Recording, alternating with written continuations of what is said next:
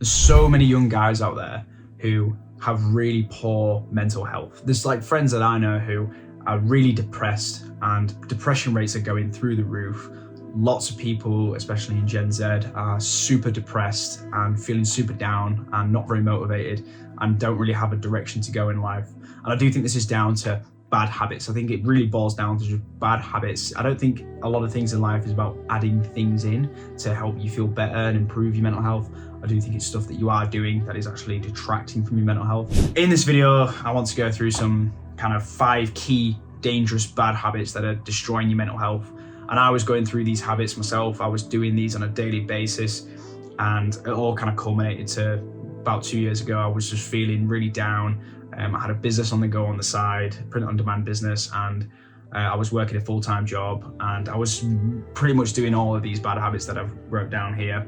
And I just want to share them with you because I think if you are doing any of these, it's going to be super helpful for you to try and eliminate these from your life and overall improve your mental health. So the first and probably most important one is this sleep quality. There was a time probably when I was about 19 where I'd literally stay up until probably like 2 or 3 in the morning listening to this band called the 1975, which I really like.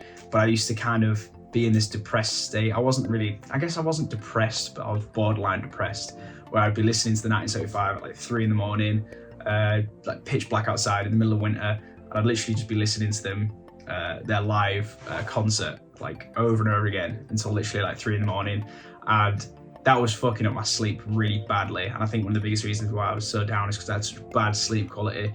I used to go to bed at like 3 in the morning, 2 in the morning, 3 in the morning most nights. And then I used to get up. I had to get up at like 5, 6 in the morning to get to my job at the time. I was working a 9 to 5, and I had to get the bus. The bus was at 5:30. So I would literally be listening to the 1975 on a night and then getting like 2-3 hours of sleep. And then I'm going to wake up the next morning, really sleep deprived, and then go straight into work and then do the same thing every day after that. So one of the best pieces of advice I can give you is to sort your sleep out, sort your circadian rhythm out, sort your sleep quality out, and just get to bed at a decent time. The most important thing for your mental health and for your brain is to just get to bed at a decent time every night.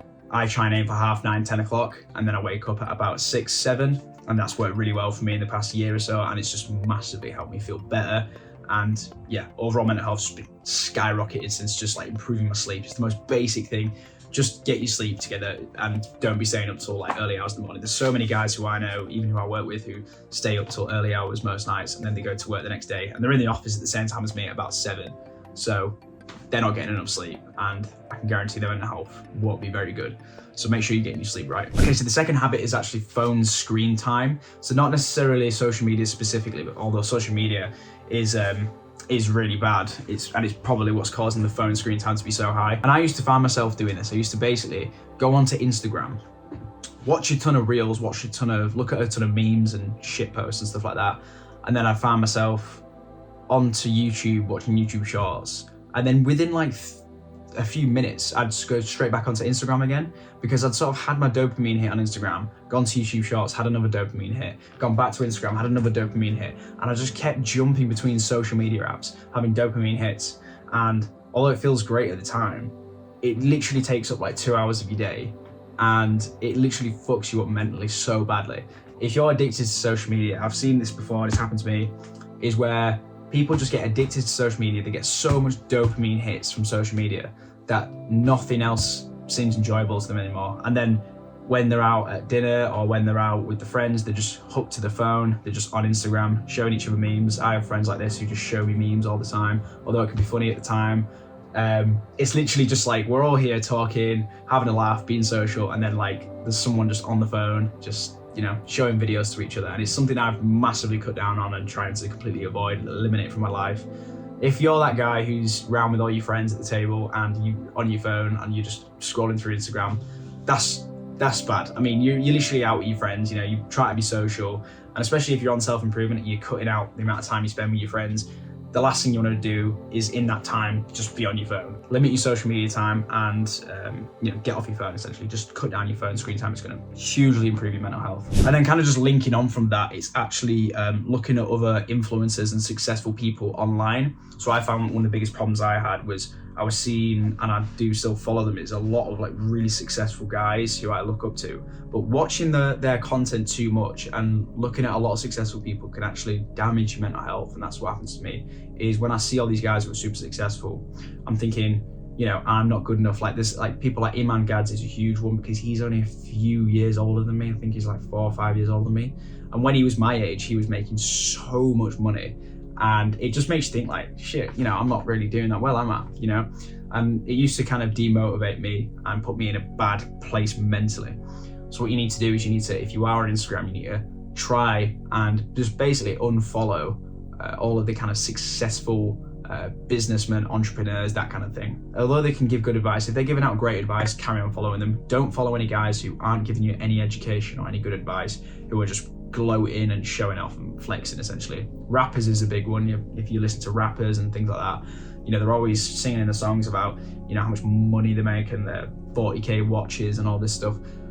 Over time, that plays on your mental health because it kind of drip feeds into your mind that you should be at this level and you're not.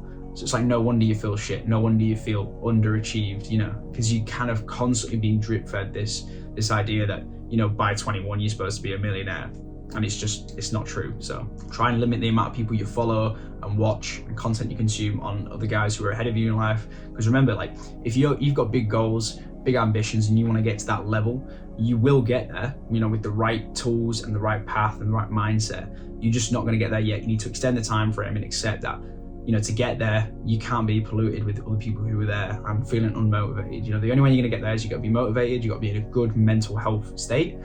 And yeah, just try and limit how many of those guys that you're listening to, watching, whatever it is. And that should just help improve your mental health. It certainly helped my mental health when I cut down and, you know, unfollowed a lot of those guys. Right, the fourth bad habit, and you probably know what's coming, is porn addiction, right? This is something that I struggle with. I wouldn't say I had an addiction, but I was certainly watching porn. It's not good, right? It's just bad for you overall. It's literally been proven in studies to lower your testosterone levels. It lowers your drive, lowers your motivation, gives you a false idea of what like real relationships are like and what real sex is like. And yeah, overall, if you're still watching porn, guys, like, stop, right? It's bad, right? It's gonna fuck up your mental health. And it's a habit that like everyone suffers with. Like all my friends, pretty much all my friends watch porn, right? And they talk about it openly and they kind of laugh about it. But it is bad, it is really bad. And it is fucking up the mental health. And I don't know, it's just kind of like, since being on self-improvement for 2 years now, since getting really into self-improvement and doing a lot better myself, and all the guys in the industry say, you know, the same thing, but it's like, it is kind of like a huge loser thing to do. And yeah, I've stopped doing it completely a few years now, but it's yeah, it's one of them. If you're still doing that on a daily basis, that this is a habit that's really killing your mental health. You might not know it, you might not feel it, but it is. And the last habit is video games. So this is a thing that I had a huge problem with.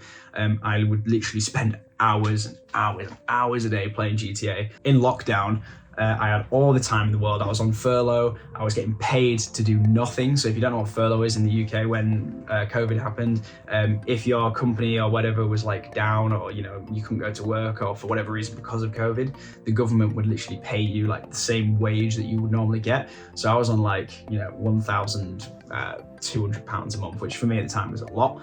I was on that every month just for doing nothing, like sat around at home for doing nothing for like quite a long time.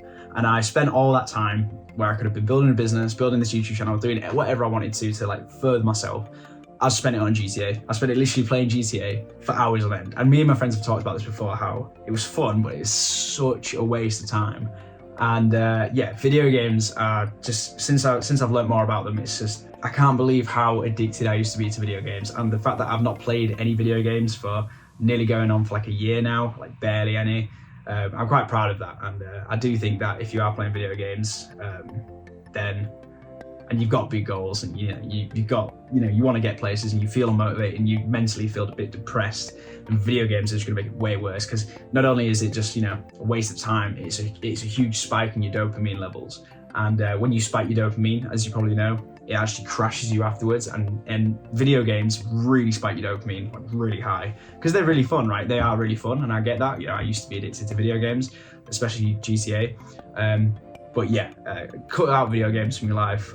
Don't be doing that shit. It wastes so much time. spikes your dopamine really high and then puts you into a kind of shitty, depressed state afterwards. Those are the 5 habits that I think are probably killing your mental health right now, probably making you feel shit. If you do feel unmotivated, if you do feel bad, don't feel like you're doing well on self-improvement, or you're trying to get into self-improvement, you're a young guy like me, these are the 5 habits that I'd really consider cutting out your life. And I genuinely think if you cut out these habits on a daily basis for the next week or 2, you're going to feel a million times better. You feel so much more motivated, so much happier, and overall just be a better person. So anyway, thanks for watching the video, guys. Hope you got some value out of it, and I'll see you in the next one.